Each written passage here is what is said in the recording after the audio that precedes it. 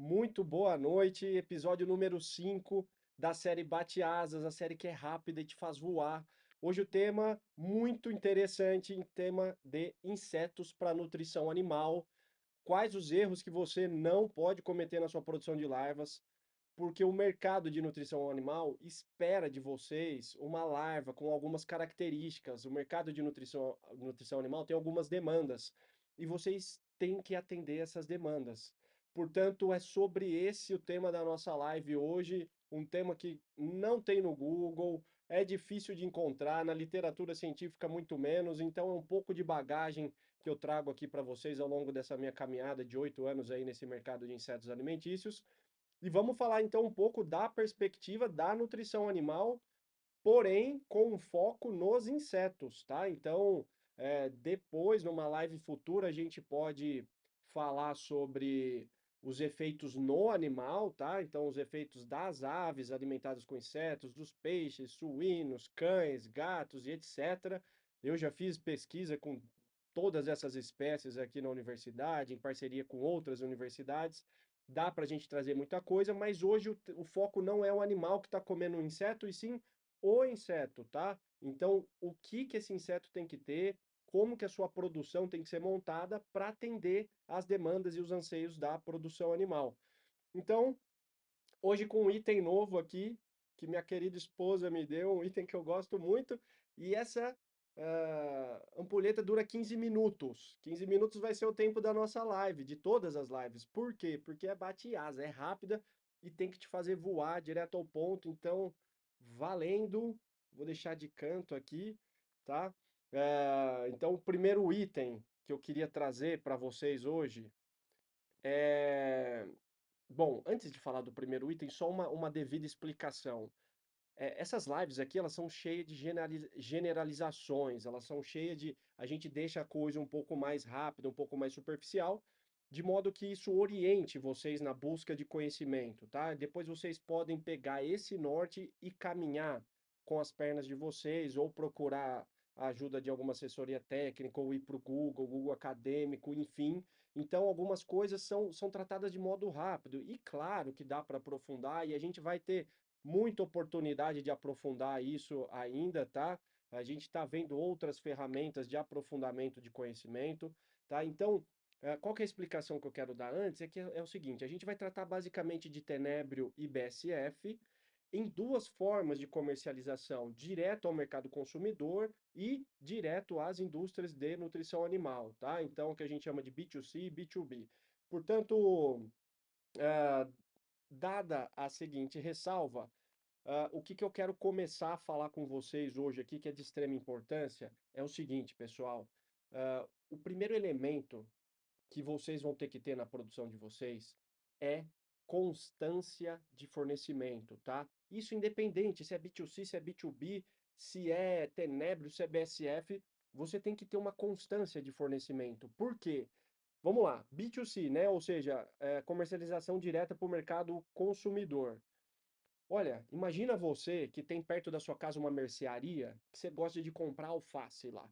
E aí você chega um dia tem alface, outro dia não tem, aí o outro só tem alface de um jeito, alface crespa, no outro só tem alface americana, aí no outro dia não tem alface, no outro tem, e de repente abre uma outra mercearia na vizinhança. Pessoal, você não tem a menor dúvida que você vai trocar de mercearia. E a mesma coisa vai acontecer com o seu consumidor, com o cara que compra inseto de você, seja, repito, o consumidor final, seja a fábrica de ração, tá? Você sabe o que que vai acontecer? Um dia tem Tenebra, um dia tem BSF, o outro não tem. Ah, hoje eu só tenho 500 gramas, amanhã eu tenho 5 quilos, depois da manhã eu não tenho. Olha, o mercado consumidor, cliente final, B2C, provavelmente ele vai buscar outro fornecedor. Por quê? Porque a ave dele, o peixe dele, os animais dele comem todo dia. E comem inclusive no feriado de Páscoa, no feriado de Carnaval, no Natal, eles continuam comendo, tá?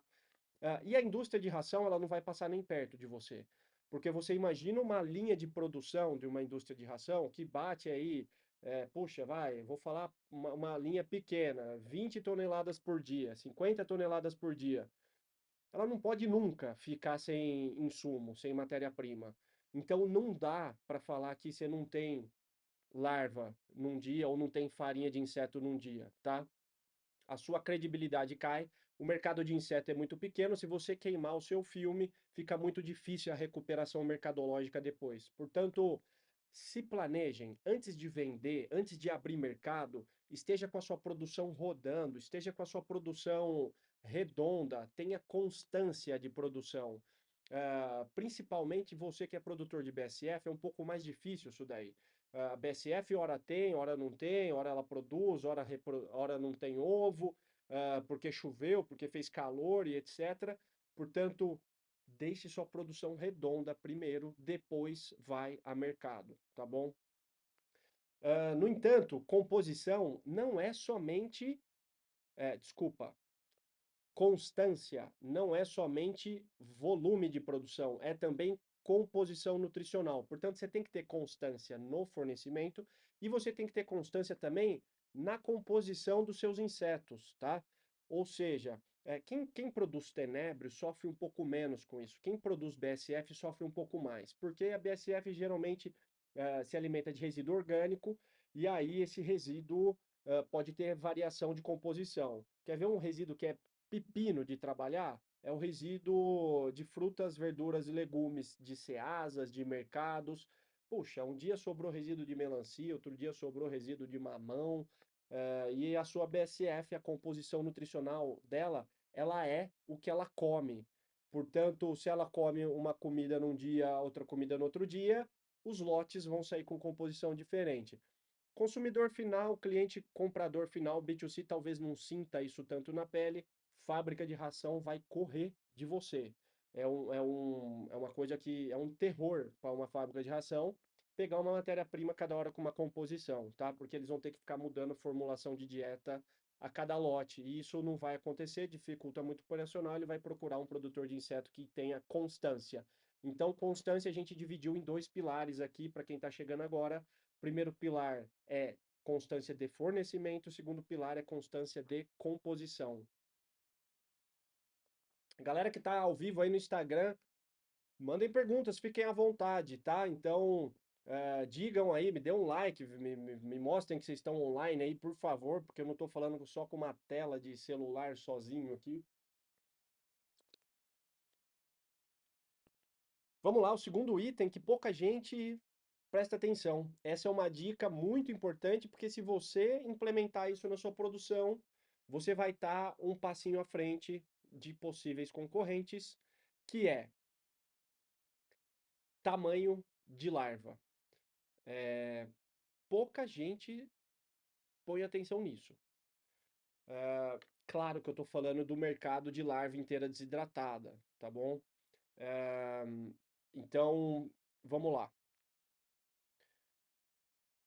Larva inteira desidratada depende do mercado consumidor, tá? Então vamos lá. Peixe ornamental, pássaros, todos esses animais têm tamanho de boca. Tamanho de boca é um elemento muito importante na zootecnia, na produção animal, inclusive para rações peletizadas. O tamanho, para quem tem cachorro em casa, já viu que tem ração que tem o pellet pequeno, pellet grande. Por que que o inseto vai ser diferente?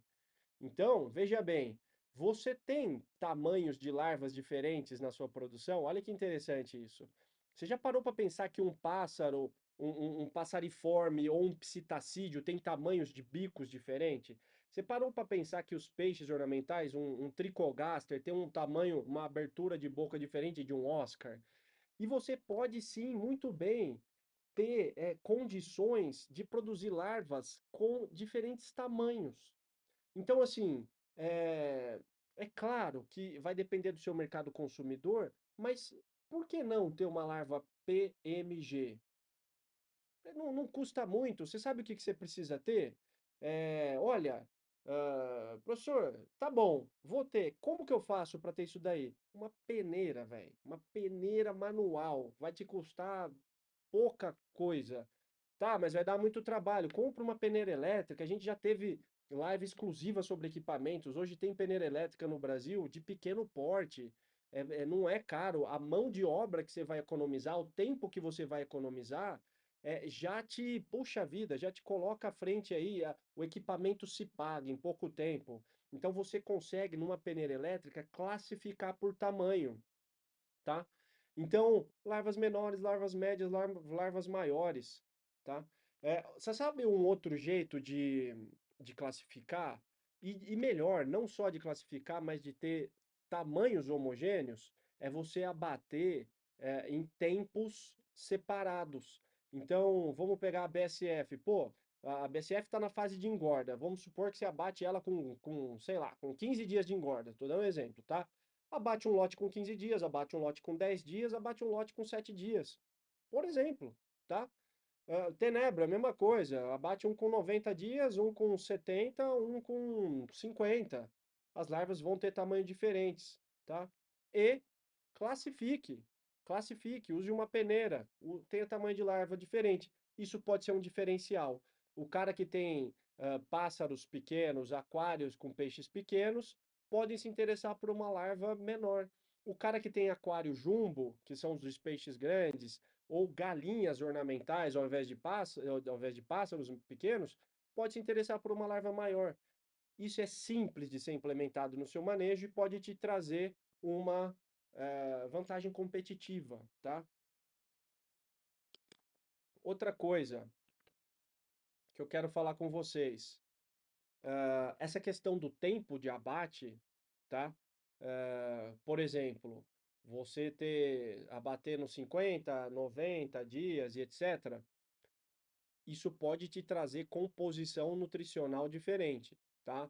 Então, se for vender para mercado de nutrição animal, especificamente do mercado de fábrica de ração, composição é um item importante. Então, se o seu cliente for uma fábrica de ração, a tal da constância que a gente falou agora há pouco, ela tem que estar, inclusive, no tempo de abate. Por que isso? Porque idade de larva, o que é o que a gente chama de instar, né? São as fases larvais dela, mudam a composição nutricional. Vou repetir, fases de larvas diferentes mudam a composição nutricional. Então, vou dar um exemplo aqui. BSF na fase pré-pupa tem muito mais quitina, portanto, um pouco menor digestibilidade do que BSF em instares mais iniciais, 5 dias, 10, 12 dias de idade, tá? Portanto, prestem atenção nisso daí. Tempo de abate é um elemento muito importante, tá? Ahn, Outra coisa agora que eu quero falar com vocês é se o seu mercado for de farinha. Então a gente falou até agora de ahm, larva inteira desidratada, tá? Inclusive, no Brasil não pode dar inseto vivo, não sei se vocês sabem, mas comercialização de larva viva o Ministério da Agricultura não permite. Mas hoje, aproveitando que a gente está ao vivo aqui, né, tanto no Instagram quanto no YouTube, hoje, a Comissão Europeia aprovou o uso de insetos vivos na nutrição animal. Foi uma baita vitória para o mercado de insetos alimentícios. Portanto, inclusive aí quem tiver ao vivo no Instagram, quem for entomocultor, dá um likezinho aí nessa informação, essa notícia, que agora na Europa pode vender inseto vivo. Por quê? Porque o Brasil daqui a pouco vai seguir a mesma tendência. Isso é natural, do mercado brasileiro. A gente segue as tendências não só europeias, mas também norte-americanas. Então, ser aprovado a larva viva lá fora é de fundamental importância e influencia muito o mercado nacional. Dá um likezinho aí, turma. Vamos comemorar uma baita notícia dessa daí, né? Então vamos lá, para o mercado de farinha. Nossa areia tá acabando, galera. Daqui a pouco eu vou abrir para perguntas, tá? Mercado de farinha. O que que eu quero falar para vocês? Perguntem para o seu mercado consumidor, principalmente quem está vendendo para fábrica de ração, o que que eles preferem, se é uma farinha integral ou se é uma farinha desengordurada, tá? Porque dependendo, se for ração extrusada, quem que usa ração extrusada? Peixes usam, cães usam, tá? Outros animais, suínos e aves, usam mais rações fareladas, tá? Mas pássaros também pode ter ração extrusada.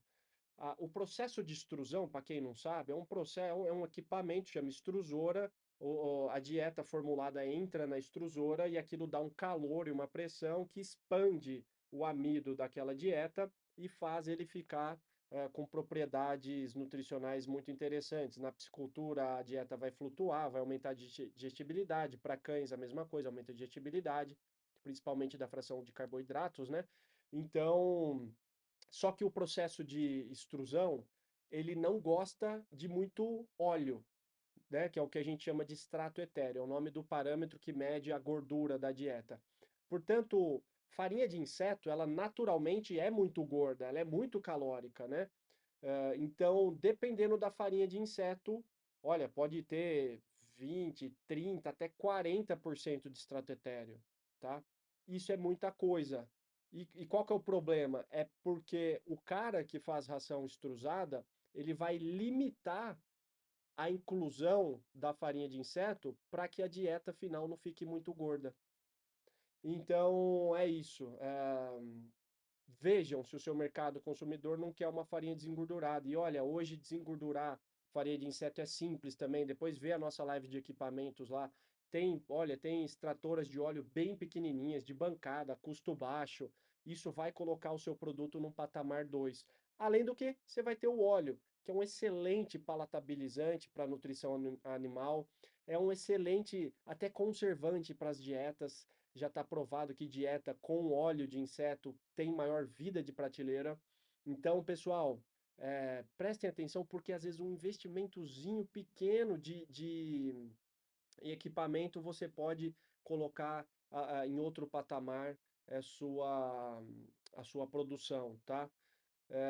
E outra coisa, se for extrair óleo, por favor, cuidem da qualidade desse óleo também, tá? Já conversei com muita gente da nutrição animal aí do mercado de pet, principalmente, que fala, ô Diego, pô, os produtores aí de óleo de inseto do Brasil, que estão extraindo óleo dos insetos, estão mandando óleo muito ácido ou óleo com nível de rancificação mais elevado. Aí você fala, puxa vida, não faz isso, cara, você vai queimar seu filme.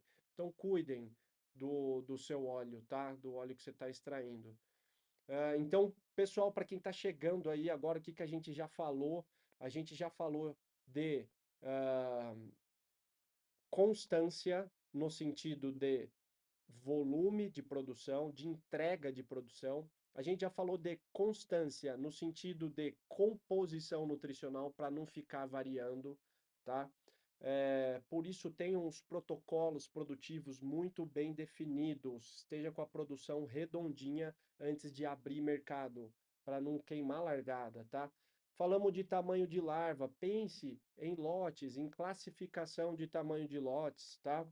Falamos também de qualidade de farinha. O mercado que compra farinha de inseto, ele também quer constância, ele quer granulometria. O tamanho não é só de larva, né? O tamanho da granulometria da farinha também super importante.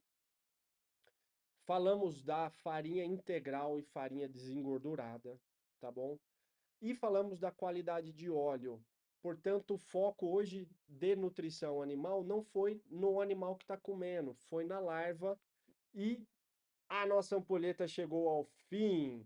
15 minutinhos de live, porque ela é bate-asa, ela é rápida, ela tem que ser direta e tem que fazer você voar. Espero que essas dicas tenham sido valiosas. Quem está ao vivo no Instagram, fica mais 2 minutinhos, que eu vou responder algumas perguntas. Vamos lá, deixa eu pegar as perguntas aqui. Aí eu vou pôr aqui, agora eu vou ficar meio de lado para o YouTube aqui, não liguem.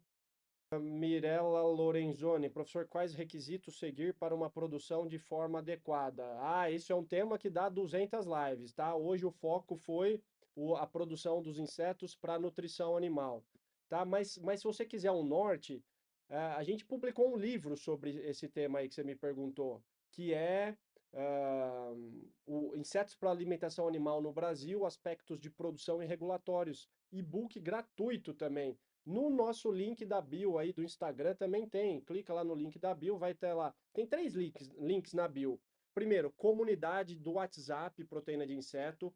Então, pô, para você se relacionar, para trocar ideias com outros entomocultores. Segundo link do livro. e o terceiro link do canal do YouTube. Então lá você já resolve a vida.